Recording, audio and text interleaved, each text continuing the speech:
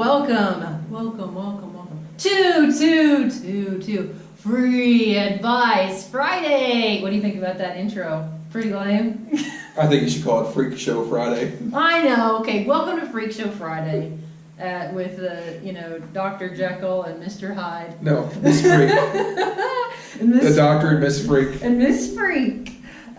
We are here today, and we are going to be answering the questions that you have submitted online. That's what Freakshow Friday is all about.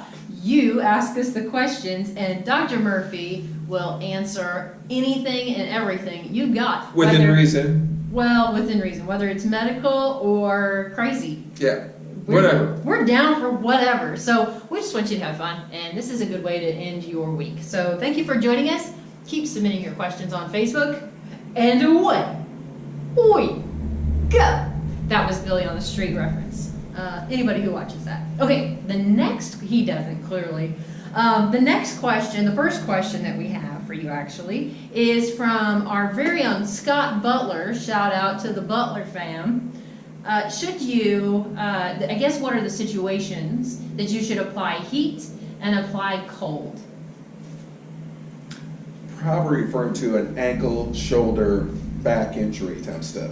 Okay. And the rule of thumb is if you injured it like an ankle sprain, yeah, or landed on your shoulder and there's swelling, you want to put ice on it. Because that shrivels up the blood vessels and keeps the blood from flowing too fast, so you don't get a lot of bruising, because that'll take a little bit longer to heal up. Okay. If you're an old fogey like me, and you wake up in the morning, an old fogey, just aching and barely getting out of bed, heat's going to work good.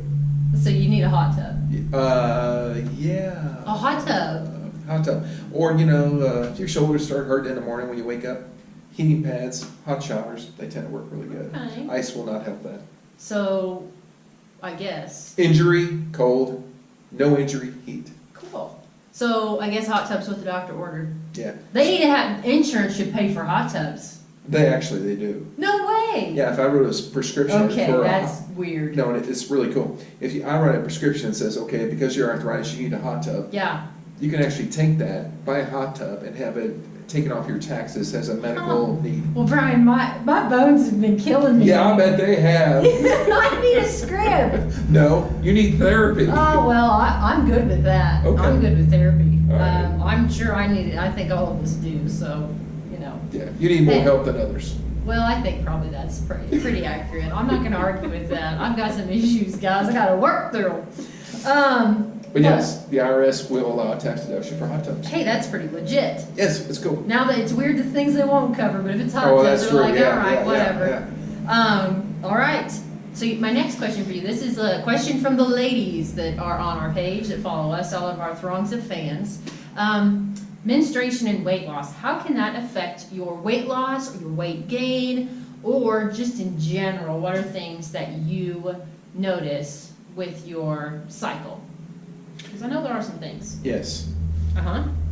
In the week before or during, women have a big surge of what they call progesterone, which makes them not only can't get full, but makes them crave sweets. Oh, yes, it do. Women that have taken the birth control shot, which is Depo-Provera. Okay.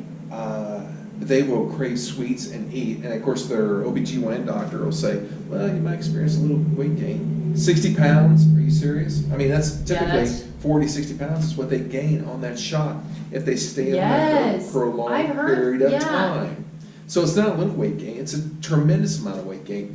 But what they're in that shot, what it is the last week and week during, you're getting that 100% of the time for 3 months. Oh my gosh. Yes. Hey, I'm not all about that at all. Yeah, so most women wouldn't be, right? Well, it gets more horrible because even after you stop taking the shot, it'll last for another 3 months. Jeez. And I cannot get women to lose weight while they're on that shot. Well. So I mean, I can stabilize it. There are other options, though, right? I can stabilize it, but they're not going to lose much weight because that hormone hangs around for such a long time. Jeez. Okay, so for sure, talk to your doctor, your gynecologist about other options, most likely. Because I don't know any woman who's like, yeah, I'd love to gain 40 to 60 pounds. No, I'm really, for no other reason other than the weight gain, I'm totally against that shot. Okay. So.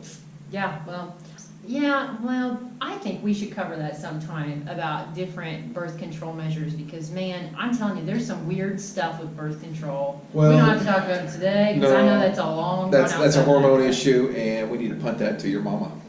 Okay, hormone issues to mom. Bobby. Okay, that works for me. Well, we will punt that to her. If you're interested in that, though, let us know.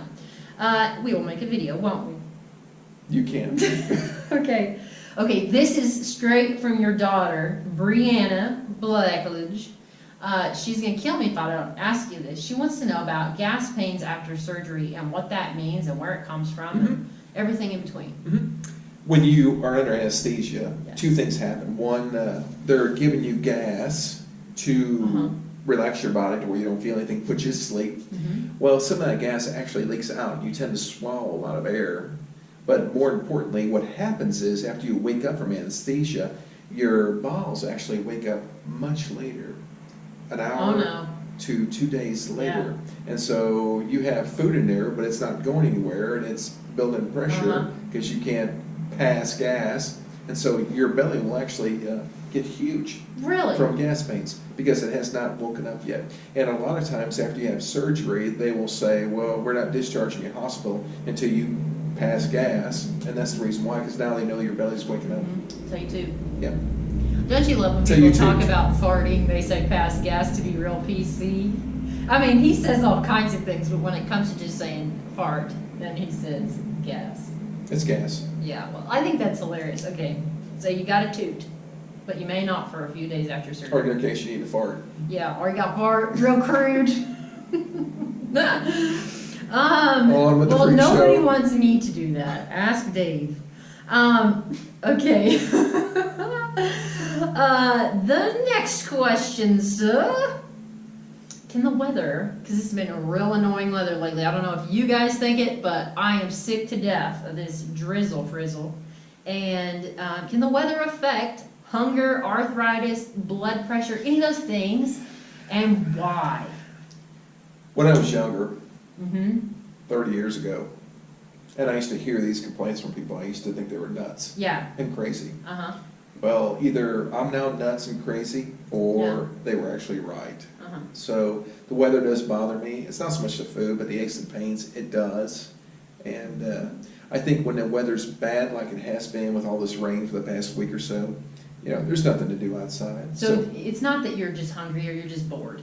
Oh yeah, bored, sitting around the house. What are you gonna do? Gotta do something. Yeah. So let's go eat. Oh, I haven't been motivated to work out at all. I mean, I'm having to force myself, and I'm a pretty motivated person. But when the weather's like this, I'm just like, I think I'll stay inside. I mean, it really does. It's a little depressing. Yeah, it kind of is. Seasonal affective disorder. Not quite with this, but. Well, it's interesting too that you say that, because in Ireland, Yeah. which one of the islands I've traveled to, the number one medical conditions there is alcoholism and depression. Same thing with Seattle. Yes, area. because it rains every morning, sun shines every afternoon. So these people, the Irish, are actually drunk before noon, but then pass out in the afternoon when the weather's nice. They never get the sun. Yeah. Jeez. Yeah, that's pretty bad. Yeah, it's that island, that country has the highest incidence of depression and alcoholism in the world. Wow. Okay. Well. So there you go. Yeah. All right. Well, Mr. World Traveler, I guess, you know, good thing that you don't live there all the time and you can just experience the sunlight in the afternoon in Ireland and hang out with drunk people when they wake up. Yes. Okay, have some coffee with them when they finally wake up for the day. All right, perfect.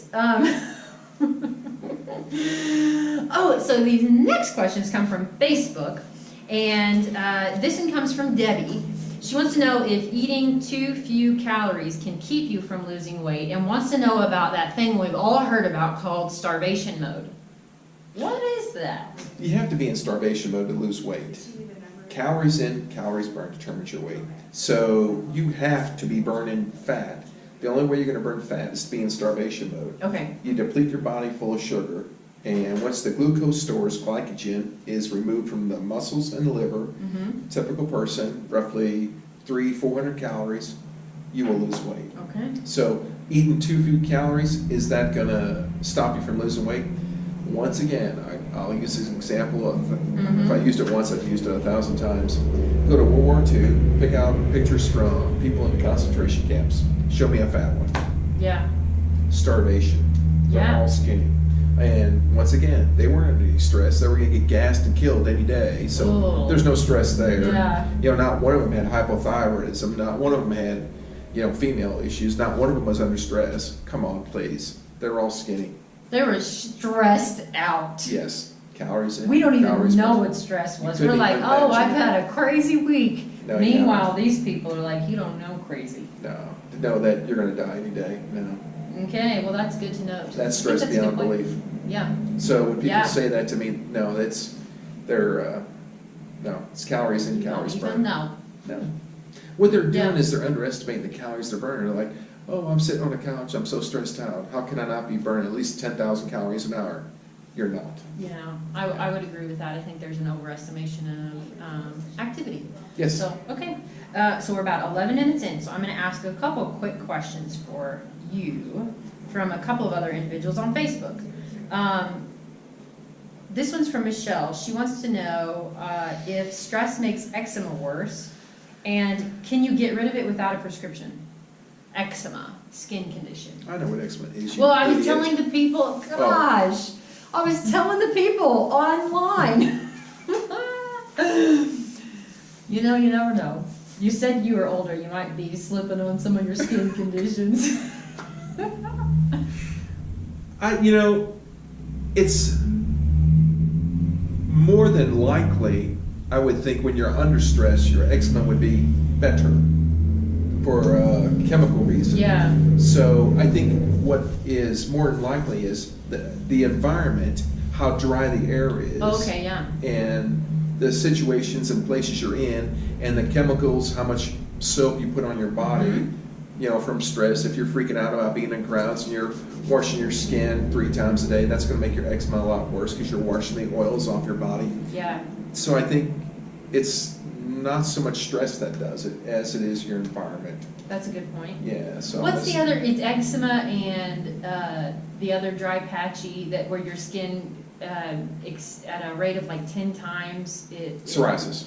Is it similar to psoriasis? No. Oh, okay. Well, Psoriasis is actually I a don't know thick, what I'm talking about. it's a rapid growth Yes. of skin. Yes. Eczema is a drying of the skin, an Oh, excessive okay. drying Okay. of skin. Okay. So they're actually So- almost completely opposite. Oh, okay. So not necessarily the stress or whatever. It's more like the environment. Yes. Probably for both on some level, right? Actually, it is, because people with psoriasis, if they go out in the sunlight, it gets better. Yeah, and they tan. A Because lot of them tanning beds. because the but sunlight no. ages the quick-growing skin. Interesting. Okay. Yes. Very good. Okay, so my last question. Actually, I have 2 more questions because I don't want Michelle to be mad at me. Are there any types of exercises that boys 9 to 12 should be doing to stay healthy, or just let them run around and be boys? Let them around, be boys. Okay. Not anything particular. Should they be doing weights? Is that safe for kids? No, you know, I really don't like They much in the way of can? weights. Well, I don't like Just weights don't in get children uncomfortable. because of what they call the epiphyseal growth plate. Their bones are still growing, and they can be injured and stressed Okay, that's a good to point. where Yeah. I really don't like weights in children. But the aerobic exercise is awesome, and Perfect. that will help their bones a lot. Okay. Okay, so now I do have my last question. Brittany from Facebook said she's hungry all the time after she works out, and she wants to know if she should power through it or go ahead and have some type of snack. All right, Maybe, what do you think? Brittany, this is what you need to do. Okay. Your body gets confused a lot of times after a workout, or if you're, well, in my case, in a hayfield or something like that. You think you're actually hungry when you're actually thirsty. And so what I tell people like you is to fill up on fluids to the point that if you drink 1 more ounce of fluid, you're going to throw up. And at that point in time, if you're hungry, go eat something. Mm-hmm. And I would rather you have like beef jerky, deer jerky, turkey jerky, something along those lines. Turkey jerky. Yes. Just get a handful, call it good. Maybe just some meat. Maybe a little protein after workout's not necessarily a bad thing. Yes, but I need you to have to eat the protein slow. Okay. So no That makes protein sense. shakes, but go ahead and have some deer jerky, beef jerky, turkey jerky, and I think you'll be fine. But fill up on the fluids first, because your body's confused. You think you're hungry, and you're not. You're thirsty. Okay.